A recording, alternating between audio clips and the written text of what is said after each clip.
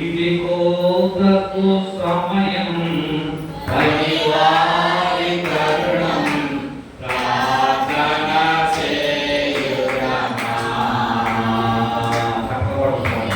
ఇదిగో ప్రభు సమయం పరివారి కరుణం ప్రార్థన చేయుదమా. పైగను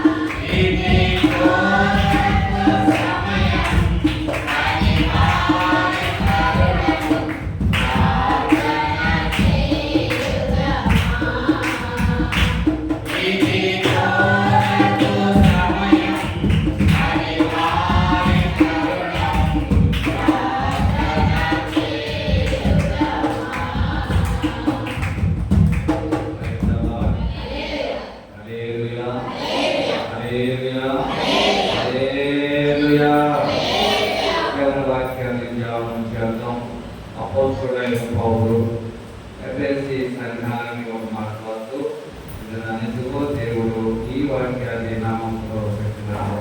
వాక్య ధ్యానము ప్రభు మాట అని జ్ఞాపకం చేసుకుని అపోస్తలుడైన పౌలు ఎఫెసీ సంఘానికి ఒక మాట రాస్తున్నాడు. ఆ మాట ఎందుకు పెట్టాడు అనే విషయాన్ని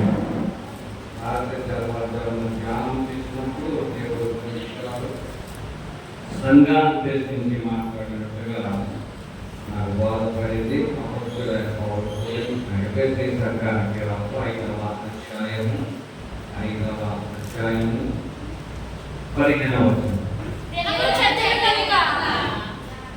దినములు చెడ్డవి కనుక మీరు సమయము పోలివగా సద్వినియోగము చేసుకోండి. కానీ అందరం కలిసిన మాట్లాడుతాము. దినములు చెడ్డవి కనుక మీరు సమయము పోలియక. అదే మాట్లాడతాం. ఈ మాట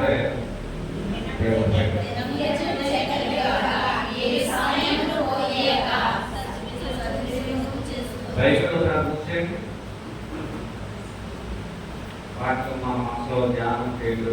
ఒకసారి అందరూ కలిసి తర్వాత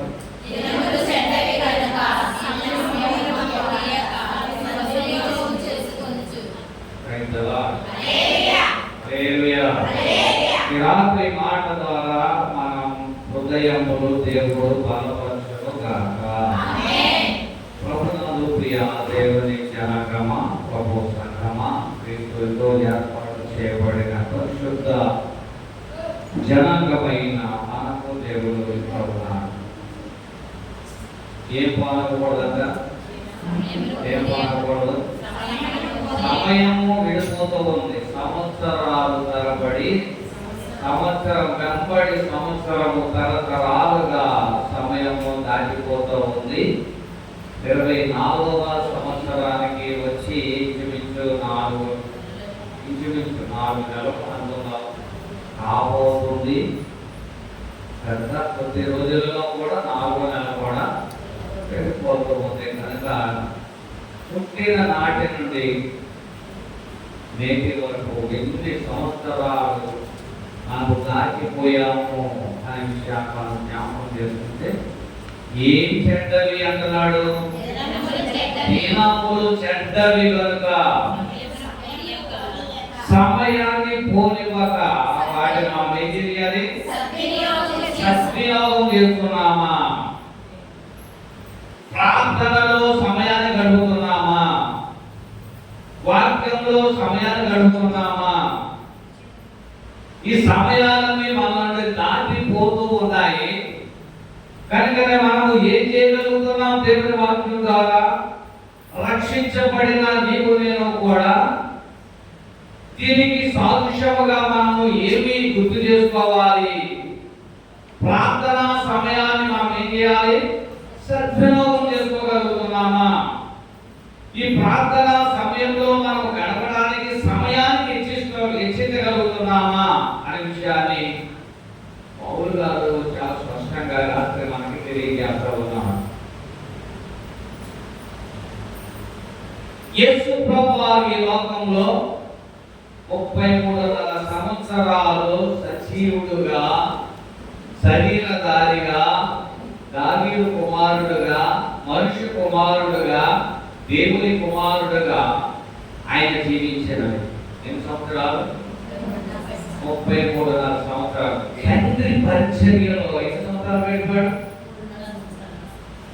పరలోకపు తండ్రి పరిచర్యలో 3.5 సంవత్సరాలు మాత్రమే గడిపాడు. శారీరకమైన తల్లిదండ్రుల దగ్గర 30 సంవత్సరాలు గడిపాడు. అయినా 12వ ఏట నుండి కూడా తండ్రి పనిలోనే నివసిస్తూ ఉన్నాడు.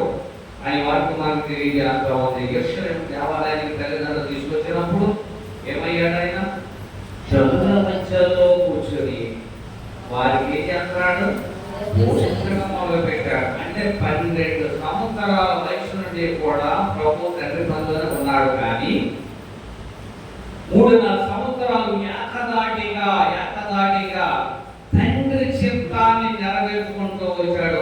ఆయన దేవుడు ఆయనకు అప్పగించబడిన సమయాన్ని యేసు ప్రభువు సద్వినియోగం చేసుకున్నాడు. పైగా హల్లెలూయా. ఆజ్ఞలన్నిటినీ ఒక చట్ట రూపంలో మనము జ్ఞాపకం చేసుకోవాల్సిన వారమై ఉన్నాం.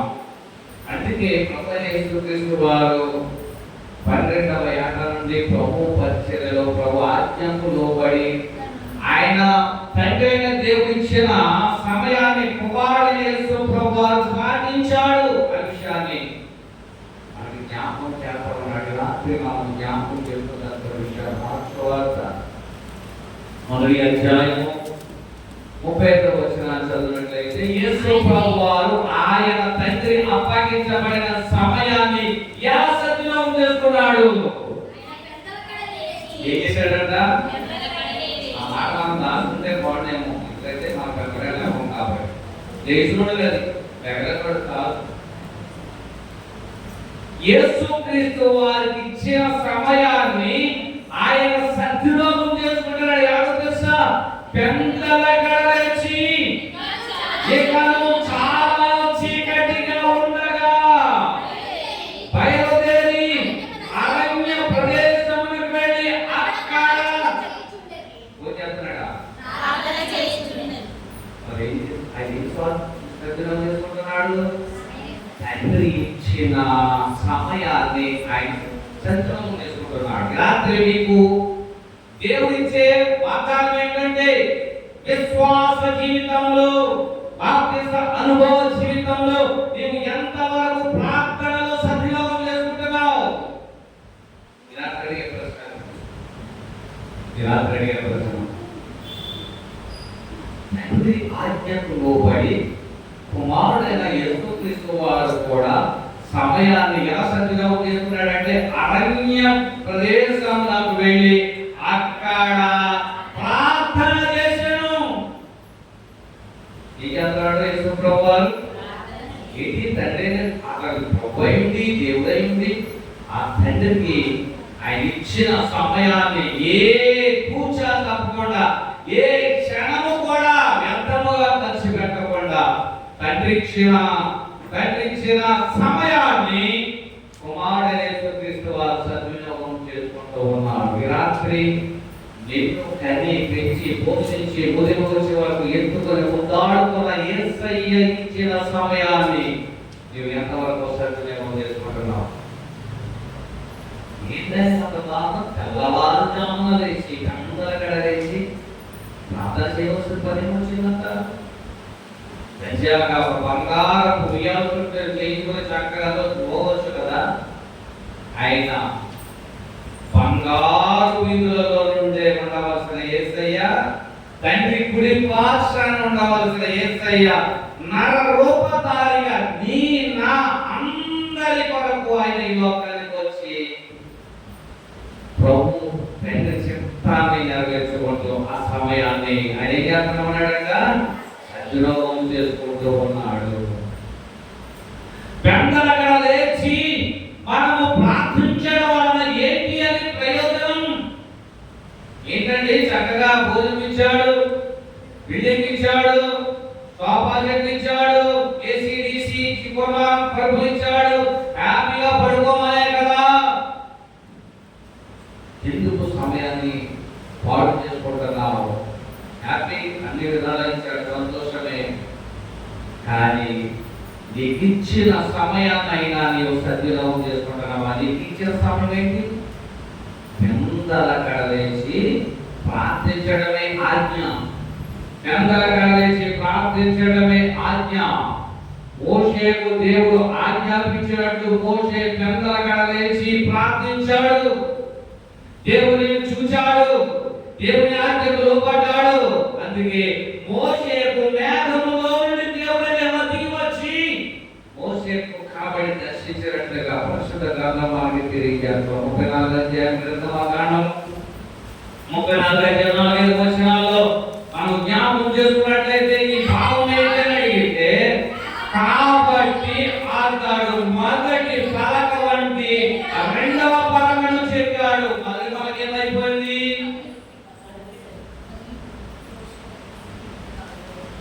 ఎందుకు ఆ విధంగా అయిందో ఒకసారి మనం జ్ఞాపకం. మన హృదయాలు లోకానుసారంగా పగిలిపోతున్నాయి. మన హృదయము లోకానుసారంగా పగిలిపోతున్నాయి, శారీరకముగా పగిలిపోతున్నాయి. మరి ఒక మారు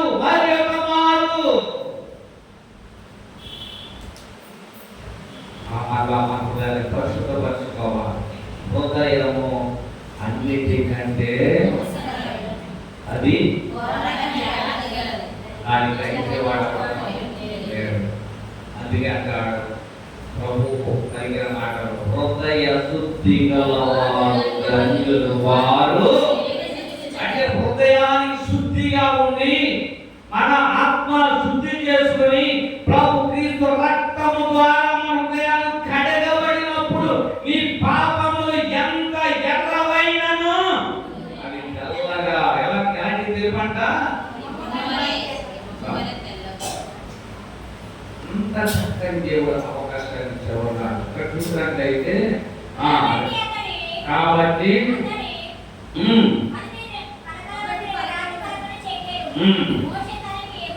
మోషే తనకు యెహోవా ఇచ్చిన ఆజ్ఞలను బట్టి మోషేకు ఏమి ఇచ్చాడంట? దేవుడు ఆజ్ఞ ఇచ్చాడు. ఆ ఆజ్ఞను తూచా తప్పకుండా పాటించాలి. పాత నిబంధన గ్రంథానికి మాత్రమే ఆజ్ఞలు. అందుకే పొరపాటు యేసు ప్రభు వారు కూడా 10 ఆజ్ఞలు ఎన్ని చేసేసాడు? 2 ఆజ్ఞలుగా చేసేసాడు. 2 ఆజ్ఞలుగా చేశాడు. అవన్నీ ఇంక్లూడ్ అయి మనం కలుపుకుంటూ పోవాలి. వాటిని ఆమెను విడిచిపెట్టేమని కాదు ఆయన చెప్పింది. వాటిని ఇంక్లూడ్ అయి కలుపుకుంటూ 2 ఆజ్ఞలను కూడా మనం పాటించవలసిన వారమై ఉంటున్నాం. ఇక్కడ అంటాడు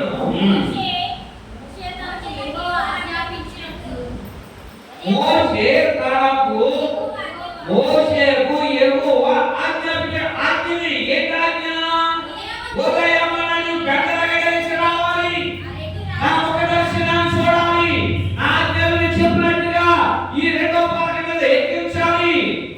కనుక నేను ఆజ్ఞాపిస్తున్నాను, రా దేవుని మందిరానికి రా. మనకి ఆజ్ఞలు, ప్రాముఖ్యమైన ఆజ్ఞలు మనకి కనబడుతూ ఉంటాయి. వాటిని చూడడానికి ఒక సమయం కాదు. దేవుడు ఇచ్చిన ఆజ్ఞలు పాటిస్తున్నాము. పెద్దలగడవడం దేవుడు ఇచ్చిన ఆజ్ఞ. పెద్దలగడే ప్రార్థనా సమయానికి రావడం దేవుడు ఇచ్చిన ఆజ్ఞ. విశ్వాసికి క్రీస్తులో కడగబడి బాప్తిస అనుభవం కలిగిన నీకు దేవుడు ఇచ్చే ఆజ్ఞతో తెలుసా? ఉదయకాలమందు ఏం చేయాలి? పెద్దలగడలేసి ఏం చేయాలి? ప్రార్థిస్తే ఏంటంటే అడిగితే ఆ కింద ఉన్న వచనంలో మేఘములు యెహోవా దిగి అక్కడ అతనితో నిలిచాను. అతనితో నిలిచాను. పెద్దలగడ లేచి ప్రార్థించడం వల్ల ఆయన పరలోకం నుండి పరిశుద్ధాత్ముడు దిగి వచ్చి మనం దర్శిస్తూ ఉంటాడు. మన ప్రార్థన ఆలకిస్తూ ఉంటాడు. మన ప్రార్థనకు జవాబిస్తాడు. నీవు ఎటువంటి శోధనలో ఉన్నా, ఎటువంటి బాధలో ఉన్నా, ఎటువంటి ఇబ్బందుల్లో ఉన్నా కానీ పెద్దలగడ లేచి ప్రార్థించాలి. కొంతమంది స్త్రీలు ప్రభు సమాధి దగ్గరికి వెళ్ళారు. ఎప్పుడు వెళ్ళారు? సేపు అవ్వలేదులే, 14 దగ్గర సమాధి కాడ పర్వాలేదులే అనుకున్నారా? ఏం చేశారంట? పెద్దలగడ లేచి ప్రభు సమాధిని దర్శించను. Praise the lord. ఆ స్త్రీలలో నీవు ఉన్నావా? ఆ స్త్రీలలో నీవు ఉన్నావా? పరిశుద్ధ రాత్రి మాట్లాడే మాట సమయం 8 గంటలకి ప్రార్థన, 8 గంటలకి ఉండాలి, 12 గంటలకి ప్రార్థన, 13 గంటలకి ఉండాలి. అది దేవుడు ఇచ్చిన ఆజ్ఞ తెలియాలి. ఏం చెప్పేది కాదు. మోషేతో చెప్పాడు, ఆజ్ఞ ప్రకారం నీవు రా, పెద్దలగడలేసి రా అన్నాడు. మోషే కూడా తాను సర్దుకొని దేవుడు చెప్పిన మాటకు లోబడి, ఆయన ఆజ్ఞకు లోబడి, ఆయన పెద్దలగడ లేచి వెళ్ళడం వలన ముఖ దర్శనాన్ని చూడగలిగాడు. దేవుని ముఖ దర్శనాన్ని చూడగలిగాడు. మేఘంలో దిగడం ఆయన చూడగలిగాడు. Praise the lord. రాత్రి దేవుని బిడ్డలైన మనం ఆయన ముఖ దర్శనాన్ని చూడాలంటే ఉదయకాలమందే కాఫీ మొహం చూడటం కాదు, కాఫీ మొహం చూడటం కాదు, ఉదయకాలమందే భర్త మొహం చూడటం కాదు, ఉదయకాలం బిడ్డల మొహం చూడటం కాదు. ఎవరి మొహం చూడాలంట? దేవుని ముఖ దర్శనం. ఎక్కడ కనపడుతుందండి? ఆయన ఎక్కడ కనపడతాడు? మనం పాపము కదా. పరిశుద్ధ గ్రంథమే ఆయన ముఖ దర్శనం. Praise the Lord. విశ్వాసికి ఒక అద్దము లాంటిది. ప్రభు ముఖ దర్శనం బైబిల్లోంచే మనకి కనబడతా ఉంటుంది. ఆయన వాక్యమే దేవుడై ఉన్నాడు. ఆయన వాక్యమే దేవుడై ఉన్నాడు. అందుకే పెద్దలగడ లేచి ప్రార్థించడం మనము నేర్చుకోవాలి. ఎక్కడికి వస్తున్నాడంట? మేఘంలో యెహోవా దిగి అక్కడ అతనితో నిలిచి యెహోవా అను నామమును ప్రకటించెను. దేవుని నామాన్ని ప్రకటించడానికి, దేవుని వాక్యము చదివి చూడడానికి, దేవుని వాక్యాన్ని రుచి చూడడానికి పెద్దలగడ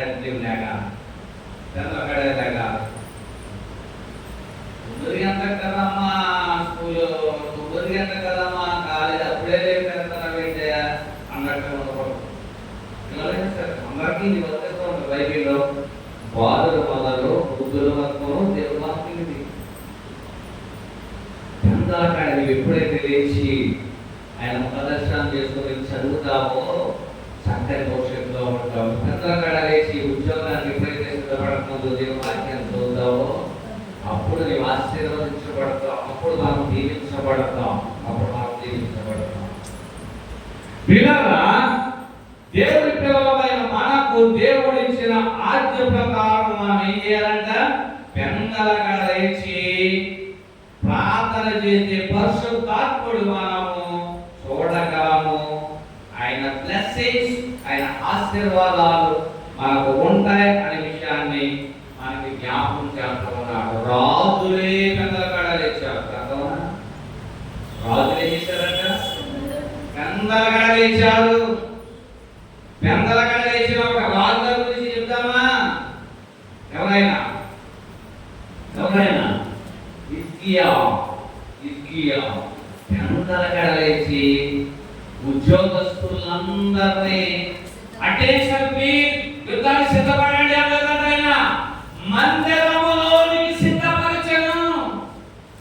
అందుకే ఆ దేశము హిజ్కియా ఏలినప్పుడు ఆ సంవత్సరాలన్నీ రాజ్య పరిపాలన చేసినంత ఆ ప్రజలంతా హ్యాపీగా ఉన్నారు, సంతోషంగా ఉన్నారు అని వాక్యం మనకి తెలియజేస్తుంది. రెండవ దినవృత్తాంతాల గ్రంథము 29వ అధ్యాయము 20వ వచనాన్ని మనం జ్ఞాపకం చేసుకున్నట్లయితే, అప్పుడు రాజైన హిజ్కియా, ఎవరంటైనా మనము రాజులున్నా కనీసం ఏదైనా అర్హత ఉందా? మనకు రాజ్యంలో ఒక సైనికుల అర్హత ఉందా? ఏమీ లేనటువంటి వాడికి మనకు అందరి విధాలు దయచేసి దేవుడు, ఒరే బాబు నువ్వు చేయవలసింది ఏంటంటే పెందలగా లేచి నీ బిడ్డల వరకు, నీ కుటుంబం వరకు, నీ భర్త వరకు, నీ భార్య వరకు, నీ కుటుంబ రక్షణ వరకు ప్రార్థన చేయి. అదే కోరుకుంటున్నాడు దేవుడే. రాజైన హిజ్కియా పెందలగా లేచి పట్టణపు అధికారులను సమకూర్చి యెహోవా మందిరములో ఉండడానికి ఇష్టపడ్డాడు. అయితే వాడు హ్యాపీగా ఉన్నారు. ఎక్కడ ఉందండి? 30వ వచనంలో ఉంటుందన్నమాట. ఈ కార్యములు అప్పటికప్పుడే జరిగించినలా దేవుడు జనులకు సిద్ధపరచిన దాన్ని చూసి హిజ్కియాయును జనులందరూ హ్యాపీగా సంతోషంగా ఉన్నారు. ఈ కుటుంబం సంతోషంగా ఉండాలంటే నువ్వు చేస్తున్న ఉద్యోగంలో, నువ్వు చేస్తున్న వ్యాపారం, నువ్వు చేస్తున్న ప్రతి దానిలో సంతోషంగా ఉండాలంటే నువ్వు పెందలగా లేచి ప్రార్థించాలి. దేవుడు కోరుకునేది దేవుడు ప్రార్థన చేయకు. ఎవరి వరకు ప్రార్థన చేయాలి? మన కొరకును, మన బిడ్డల కొరకును ప్రార్థన చేయాలి. ఏమన్నాడు శిలువలో పలికిన మాట? నా కొరకు ఏడవకండి, నా కొరకు ప్రార్థన చేయవలసి వద్దు, మీ కొరకును మీ పిల్లల కొరకును ప్రార్థన చేయండి. కన్నీటితో ఒక ప్రవక్త మాట్లాడతాడు మాట. ఇర్మియా ప్రవక్త విలాప వాక్యాలు అంటాడు. మీరు వేరుకోండి, మీరు రేయి మొదటి జామున లేచి మీ పసి పిల్లల ప్రాణముల కొరకు లేక దేహాల కొరకు మీరు ఏం చేయాలి? మీ చేతులను ఆకాశపు వైపు ఎత్తి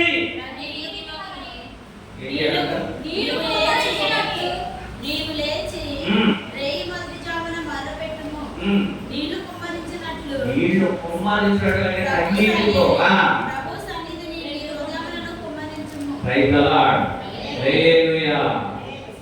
మొదటి జామున ఇర్మియా 2 గ్రంథాలు రాశాడు. ఒకటి ఇర్మియా గ్రంథము, రెండవది విలాపం అనగా విలాపం అంటే ప్రలాపించుట లేక ఏడవట, కన్నీరు విడుచుట.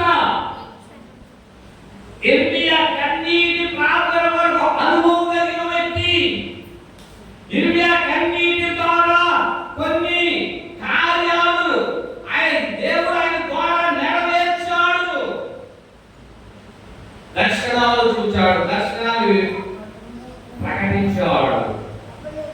ఆయన కన్నీటితో రాసిన పత్రిక ఏంటో తెలుసా? విలాప వాక్యం. రైతులా ఏమంటున్నాడు ఆయన మాట?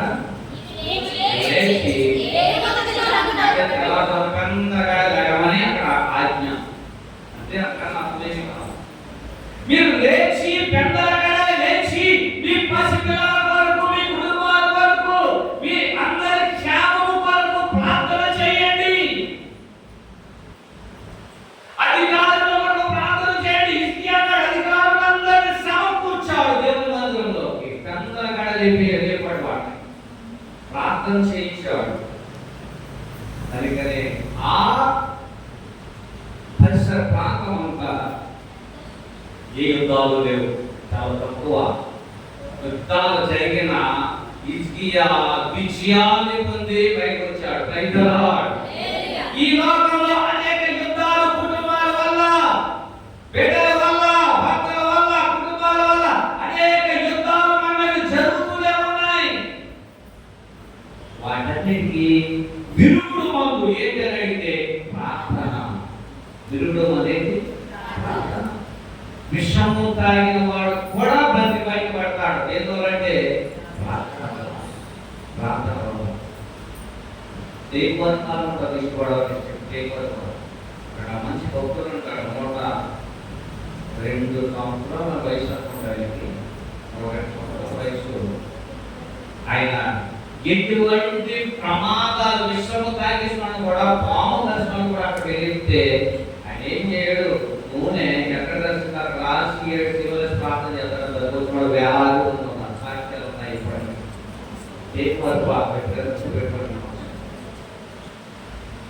ప్రార్థనే అని మాత్రం దాంట్లో చేయడు. ఏమి మందు కూడా, తిరుడు మందు కూడా ప్రార్థనే చేస్తాడు. శివులు చేస్తాడు, 7 శివులు చేస్తాడు. ఎక్కడ దర్శిస్తారు శివులు చేస్తాడు. ఎక్కడ తాగాడో, ఏం తాగాడో గ్లాసులో పోసి, నూనెను గ్లాసులో పోసి, గ్లాసు నీళ్ళలో పోసి పట్టించి ప్రార్థన ద్వారానే తప్ప వేరేది టచ్ చేయడం. అంత మంచి భక్తుడు. 20 సంవత్సరాలు నేను ఏదో మా తెలుగు పర్ఫెక్ట్ అయినా సత్యనారాయణ తీసుకెళ్ళాడు.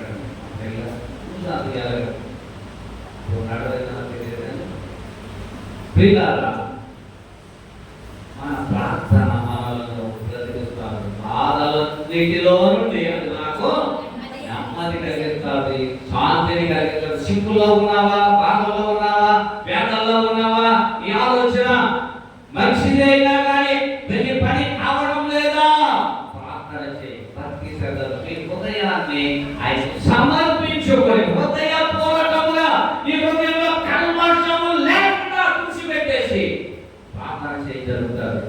ఆయన విజయాలు ఎన్నో పొందిన వ్యక్తిని నేను ఆర్థికంగా చెప్తూ ఉన్నాను. ఆర్థికంగా నేను బోధిస్తూ ఉన్నాను. ఇక్కడ చాలా చక్కని మాట్లాడుతాడు. కదా మనం జ్ఞాపకం చేసుకుని ఎక్కడ ఉన్నామో ఎక్కడ వచ్చాం.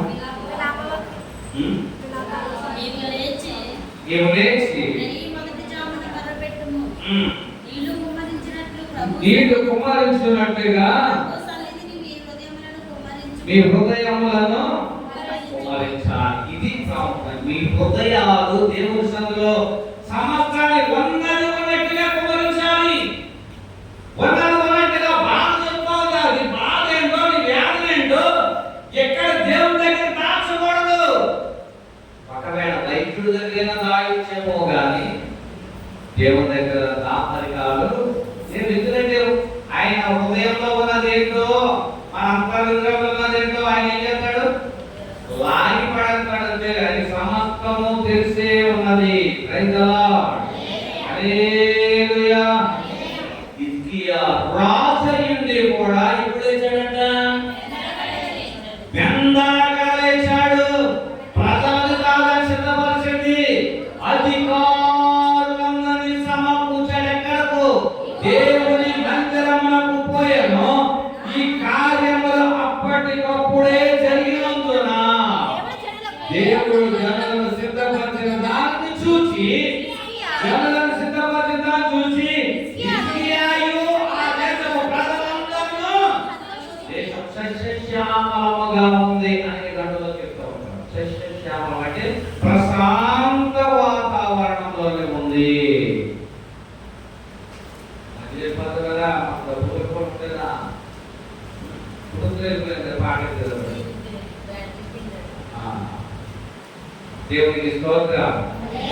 పేట ఉంది, కూర్చున్నట్టే ఉండు, కళ్ళవంటే కూర్చోను. ప్రార్థన అయ్యేదాకా కూర్చున్నట్టు ఉండు. ఓకేనా? నాలుగవదిగా మనం చూసినట్లయితే ముగిస్తాం. నాలుగవదిగా చూసినట్లయితే యేసు ప్రభువారు దేవాలయంలో ఆయన యొద్దకు ప్రజలు పెందల కడప వచ్చారు. ఎందుకు తెలుసా? ఆయన మాట వినడానికి.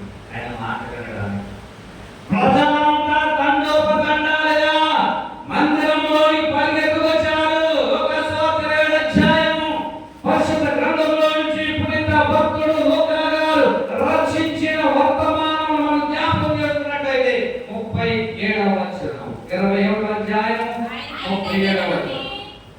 క్రీస్తు ప్రతి దినము పగలయందు దేవాలయంలో బోధించిన, అర్థం చేసుకోండి మాటలు, ప్రతి పాయింట్ మీరు అర్థం చేసుకుంటూ ఉండాలి. దేవుని వాక్యం చాలా స్పష్టముగా విపులముగా ఆయన మనోనేత్రాల నుంచి మాట్లాడుతూ ఉన్నాడు. అంటున్నాడు ఇక్కడ, ఆయన ప్రతి దినము పగటియందు దేవాలయంలో బోధించుచు రాత్రి వేళ వరిలో పంటకు వెడుచు కాలము గడుపుచుండెను.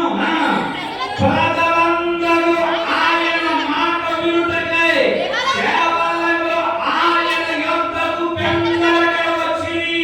దేవుని స్తోత్రం. దేవుని మాట వింటామా? పెందలగా వస్తున్నామా? దేవుని మాట వింటారు, పెందలగా వస్తున్నామా? పాట వదలంటే టైం కాదు, ప్రార్థన వదలంటే టైం కాదు. విశ్వాస జీవితానికి సమయం చాలా ప్రాముఖ్యమైనది. సమయమును పోనీయక, పాటల సమయాన్ని పోనీయక, ప్రార్థన సమయాన్ని పోనీయకుండా ఇవేం చేస్తూ ఉండాలి? తెలంగాణ దేవుని మందిరానికి అటెండ్ అవుతూ ఉండాలి. ఉద్యోగానికి 10 గంటల కంటే 12 గంటల కంటే అప్లై చేయడంటే ఎప్పుడో ఒకప్పుడు మాత్రం ఆస్తానే ఉంటారు. అలాంటి దెబ్బతిన్న వాడు చాలా మంది ఉన్నాం. ఇంకా పనిలోకి వెళ్ళినా ఏదైనా ఏది చేసినా సమయానికి రండి అని చెప్పినప్పుడు మనం పెందల కడ వేసి ఏం చేస్తాం? లైన్లో క్యూలో ఉండడానికి సిద్ధపడతాం. మీ కలకాలన్నీ పట్టుకుని రండి, లేకపోతే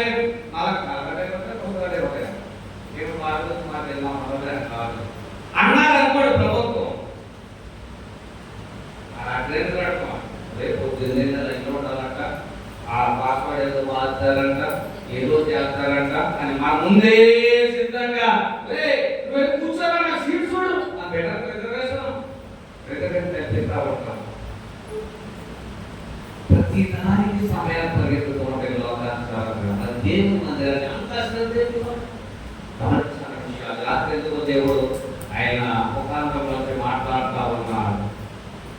ఆయన మాట వినడానికి ఏం చేశారంటే వీళ్ళు ప్రజలందరూ ఒకరిద్దరు కాదంట, ప్రజలందరూ ఆయన మాట వినుటకై దేవాలయంలో ఆయన యొద్దకు పెందలగా వచ్చిరి. దేవుని మాట వినడానికి మనం ఏం చేయాలి? దేవుని మాట వినడానికి. దేవుని మాట వినడం వల్ల ఏంటి? జ్ఞానాల పోతే నష్టమే లేదు కదా అనుకుంటా. ఒక్క రాత్రి ప్రసంగం దేవుడి మాట నీకు దూరం చేసినప్పుడు నీకు శోధన, బాధ, వేదన కలుగుతుంటుందని విషయాన్ని జ్ఞాపకం చేసుకోవాలి. వినుట వలన ఒక రాత్రి దేవుడి వాక్యం వినడం వలన నీకేం కలుగుతుంది? విశ్వాసము కలుగుతుంది. ఆ మాటలు మనం విడిచిపెట్టకూడదు. రోమపత్రికలో 10వ అధ్యాయము 17వ వచనంలో ఉంటారు, కాగా వినుట వలన విశ్వాసము కలుగును. వినుట క్రీస్తు కూర్చిన మాట వలన కలుగుతుంది. దేవుని స్తోత్రం.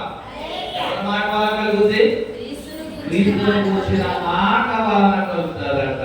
ఇది క్రీస్తు కూర్చిన మాటలే. ఎవరు బోధించినా ఎవరు చెప్పినా క్రీస్తు గురించి మాటలే.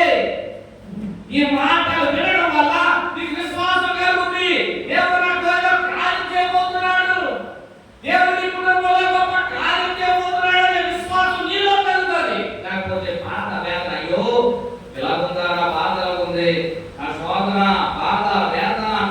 ఉంది, ఎవరు తీర్చగలరు అంటే దేవుని మాట వినడం వలన నీకేం కలుగుతుంది? విశ్వాసము కలుగుతుంది. విశ్వాసము కలుగుతుంది. దేవుని మాట వినడం వలన మనకేం కలుగుతుందంట? విశ్వాసము కలుగుతుంది.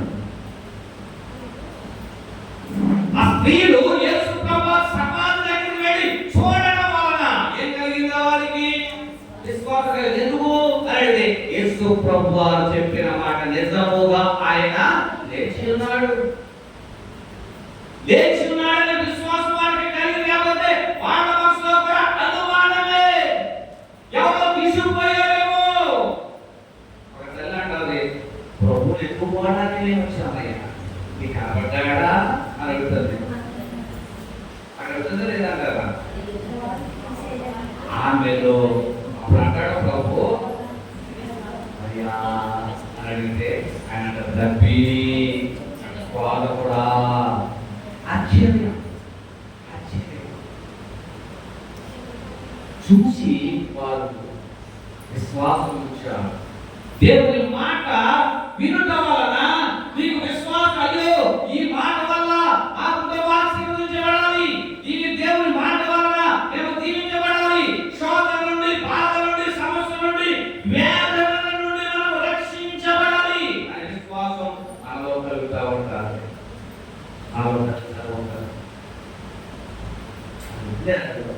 ప్రభువుని చూశారు, సమాధిలోకి లేవటం చూశారు, అనుభవించారు, కలిగితేరా ఆనందించినట్టుగా చూస్తూ ఉన్నాం. అందుకే దినములు చెడ్డవి కనుక, దినములు చెడ్డవి కనుక ప్రార్థన సమయానికి మనము రావాలి. ప్రార్థనా సమయాన్ని దొంగిలించకూడదు. ప్రార్థనా సమయం దొంగిలిస్తే మన జీవితంలో కూడా మన ప్రణాళిక, ఆయన అంటాడు, నీవు పిండమునై ఉండగా నా కన్నులు నిన్ను చూచినవి. 139 దాని కీర్తనలు అంటాడు కదా. మాట చదువుదామా? మాట జ్ఞాపకం చేసే ముగిస్తాం. 139 నాలుగు కీర్తన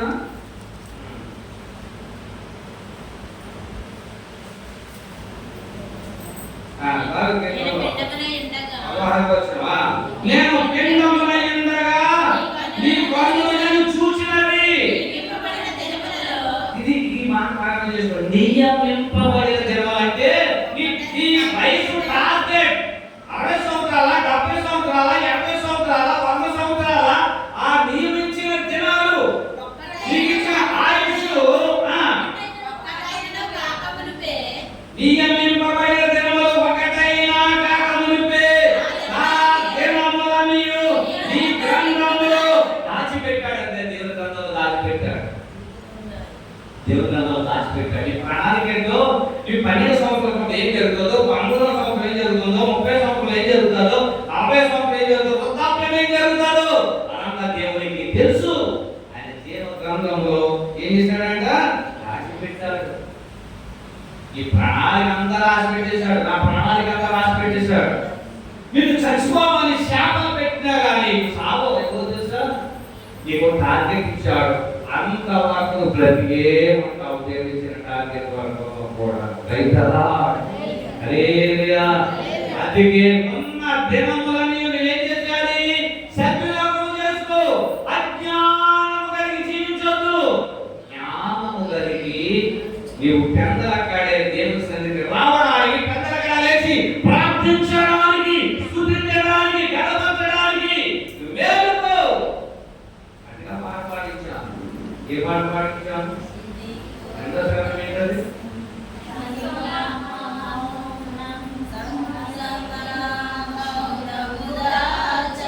సంగమా అవునుమా దాసుమా కోసేటి పనిలో పాల్గొంటుమా. యజమాని నిధులన్నీ నీవే. ఆయన నిధులో నీకు దాచిపెట్టి ఉంచాడు. అన్ని నీ సొంతం కనుక ఇది కోతకు సమయం. పరివారం జరగమా. ఏం చేయాలి? ప్రార్థన చేద్దామా? ప్రార్థన చేద్దామా? చంద్రగడకి ప్రార్థన చేయడానికి ప్రయత్నం చేద్దామా? హిజ్కియా రాజు ప్రార్థన చేశాడు, చంద్రగడ సమకూర్చాడు. మనం చేయగలుగుతున్నామా? మన బిడ్డలో సమకూర్చి ప్రార్థన చేయగలుగుతున్నామా? విశ్వాస జీవితంలో, భక్తి జీవితంలో, చాలా నమ్మకమైన జీవితంలో ఉన్నాం. మంచిదే. ఇవైనా ప్రార్థన చేయగలుగుతున్నావా? ఈ రాత్రి చేయనా ఈ అద్భుతాలకు రండి. దేవుడు మనలను, మన కుటుంబాలను సంతోషముగా ఉంచును గాక. ప్రార్థన చేసుకుందాం. అలా ఉంచుదాం. అందరూ ప్రార్థన ఎదుగుదాం. ఒక్క 2 నిమిషాలైనా ప్రభా చాలా సమయాన్ని విడిచిపెట్టేశారయ్యా. నీ మందిరానికి రావాల్సిన సమయాన్ని, నీ ప్రార్థించవలసిన సమయాన్ని, పాటలు పాడవలసిన సమయానికి నేను రాలేకపోతున్నానయ్యా. చికాకులు, పకాకులు, ఏదో తలపోటు, ఏదో శోధన, బాధ, వేదనతో నేను సతమతమైపోతున్నాను. నీ సన్నిధికి సమయానికి రాలేకపోతున్నాను. దినములు చెడ్డవని అపోస్తలుడైన పౌలు ద్వారా మీరు తెలియజేస్తున్నారు. సమయమును పోవద్దంటున్నారు.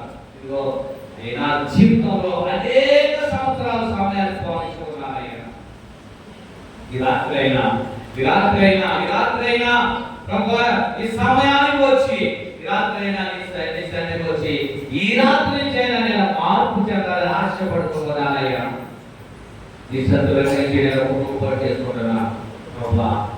ప్రార్థన సమయానికి, ప్రారంభ ప్రార్థన సమయానికి మొదట ఎవడు ఆ కోనేరులో దిగుదో వాడే స్వస్థపరచబడు. మొదట దేవుని మందిరంలో ఎవరైతే ఉంటారో, ప్రారంభ ప్రార్థనకు ఎవరైతే ఉంటారో వారే అంచము వరకు కాపాడుతాడని వాక్యం ద్వారా మాకు తెలియజేస్తాం. కనుక ప్రభు మేము సమయాన్ని కోరకుండా ఆ సమయాన్ని మాకు మేము సద్వినియోగం చేసుకోవడానికి కూర్చోబెట్టిన ప్రార్థన చేయడం ప్రతి ఒక్కరు ఒక్క క్షణం దేవుడు ఇచ్చిన ప్రార్థన సమయాన్ని దేవుడే కూడా నీ కొరకు ఆ ఖండించిన సమయాన్ని ప్రార్థనలో అరణ్య ప్రదేశానికి వెళ్ళి ప్రార్థిస్తూ ఉన్నాడు. నీకు చక్కని గ్రహించాడు. ఈ క్రమంలో ప్రార్థన చేయడానికి ఏంటి బాధ, ఏంటి వేదన ఇలా నడుస్తున్నాడు పిల్లల మోకానికి ప్రార్థన చేయడానికి నేర్చుకో. ఈ క్రమంత ప్రతి ప్రార్థన, ప్రతి మోకాడు ప్రార్థన రండి నమస్కారం చేసి సాగిలపడదుము. ఆయన సృష్టించిన పూజింపబడిన దేవుని మందిరంలో మనము మోకరించి ప్రార్థన చేయడం ఎంతో ఆశీర్వాదకరం, ఎంతో దీవెనకరం. దేని గురించి నీవు నిజపాట్లు జ్ఞాపకం సుమా. ఎటువంటి విషయాలు కూడా చింతించవద్దు. నీ చింత యావత్తు ఆయన మీద ఉంచుము. ఈ ఉద్దేశములన్నీ ఆయన సఫలపరుస్తారు. ప్రార్థన చేస్తారు. వారు మాపై చెప్తాను.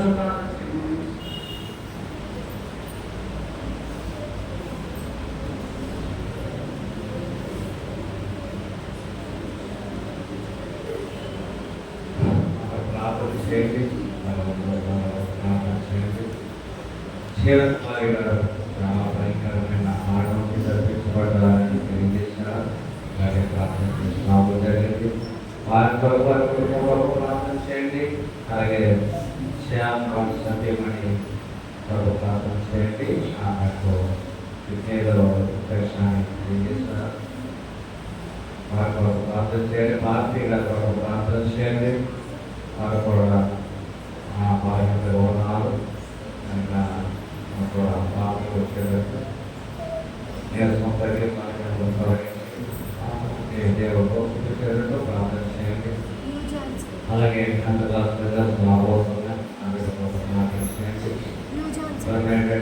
విషయంలో కూడా దేవుడు తోడుచాడు, తోడుచాడు.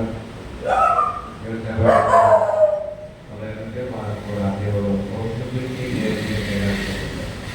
సంఘము కొరకు ప్రత్యేకంగా పేరు సమాజం కొరకు, తల్లిదండ్రులు పిల్లల కొరకు, ఎవరి బిడ్డల కొరకు, అలాగే కుటుంబాల కొరకు ప్రార్థన చేయండి. అలాగే అందరి కొరకు మనకు ప్రార్థన చేయండి. రాబోయే 13వ తారీఖున ఎలక్షన్లో ఎటువంటి శోధన లేకుండా, ఎటువంటి కొట్లాట లేకుండా, ఎటువంటి సమస్యలు కాకుండా చక్కగా మర్యాదగా క్రమముగా జరిగించబడటానికి దేవుడు ఎవరినైతే ఎక్కించాలని ఆశీర్వాదం వారి యొక్క సమస్యలు రాకుండా ఉండగలుగుతారు. నామాన్ని బట్టి ప్రభావ నీ చిత్తాన్ని బట్టి నీ వరిస్తాను గద్దెలెక్కించేవాడు నీవే, గద్దె చేసేవాడు నీవే. ఆయన వారు ప్రశాంతంగా ఆయన మంచి పరిపాలన చేసేటట్టు ప్రార్థన చేయండి. అందరి వరకు ప్రార్థన చేద్దాం. మమ్మల్ని వ్యక్తిగా ఉపయోగించిన ప్రియులైన యేసయ్య, కరుణ కలిగిన మా ప్రభువా, కృపగల దేవ, దయామయ, ప్రేమమయ, కరుణామయ నీకు వందనాలు. రాత్రి ప్రభువా ఆయన నీవే అరణ్య ప్రదేశానికి అందరూ లేచి ప్రార్థన చేసేవాడు. మేము భోగాల కొరకు అలవాటు పడిపోయాము. అయినా ప్రభావ దేవుడు అనుభవం ఎక్కువైపోయారు అని వాక్యం తెలియజేస్తున్నారు.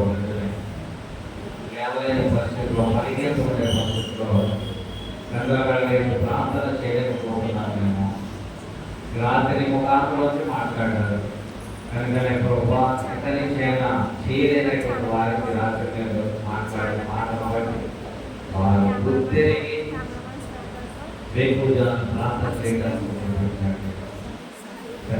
భక్తులు, భవిష్యత్తులు, రాజులు, ప్రధానులు ప్రభావ వేకుజాములకి చంద్రగడకి ప్రార్థిస్తూ ఉన్నాను. వారి దేశంలో సంతోషము కలుగుతారు అని వారికి తెలియజేస్తారు. చంద్రగడలు ఎవరు వల్ల మా పసి పిల్లలు, వృద్ధులు, ఎవరు పిల్లలు అందరూ ఆశీర్వదించబడి క్షేమకరమవుతున్నారు. ఎందుకంటే మరణము మా కిటికీలో ఎక్కుతూ చూస్తూ ఉంది కనుక మీరే చూడండి నడిపించి ఆ ప్రార్థన జీవితాన్ని ముఖ్యమైన మార్పు చేసుకొని మీ బిడ్డలుగా జీవించడానికి భారతీయ గారి వరకు ప్రార్థన చేస్తాం. సరిగా జ్ఞాపకం చేసుకుని బలహీనతలు తొలగించి ఆరోగ్య ఆలోచన దయచేయండి. అలాగే కుమారి గారి వరకు ప్రార్థన చేస్తూ ఉన్నాం. ఆయన భయంకరముగా ఆయన వ్యవసాయ వల్ల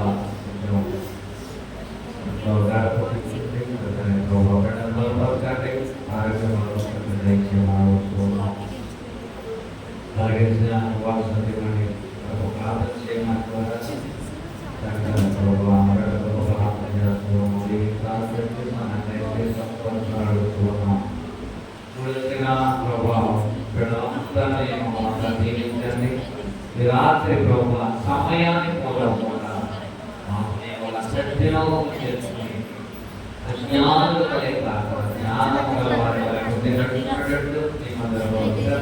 భక్తులతో ఆయన ఈ భయం కలిగి మేము జీవించడానికి కృప చూపించి సహాయం దయచేయమని ప్రార్థన చేసుకుని ఆ ప్రార్థనకు జవాబు దయచేయమని అందరూ జీవించండి. ఎవరైతే బలహీనతగా ఉన్నారో వారందరినీ నామక బలపరిచి స్థిరపరిచి నడిపించండి. ప్రభుత్వాలలో మార్పు తీసుకొచ్చి వారి బిడ్డలందరి కోరికలను సిద్ధపరిచేసి వారి ఆలోచన ఎవరు సమర్పించుకొని మీకే స్తుతి స్తోత్రాలు కర్తవ్యం మహిమంచరించమంటూ యేసు క్రీస్తు పంచుకున్నాము కడిగిట్లను మనం వేడుతున్నాము తండ్రి.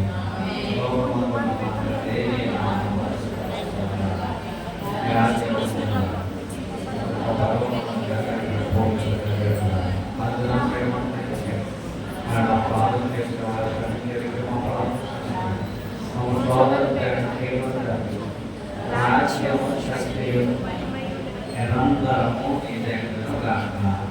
ఆమేన్ ఆమేన్ ఆమేన్. దేవుని ప్రేమ వాడైన క్రీస్తు కృప పరిశుద్ధాత్మ సహవాసం కూడిన మాందరూ ఎల్లప్పుడూ చూడండి నడిపించును కాక.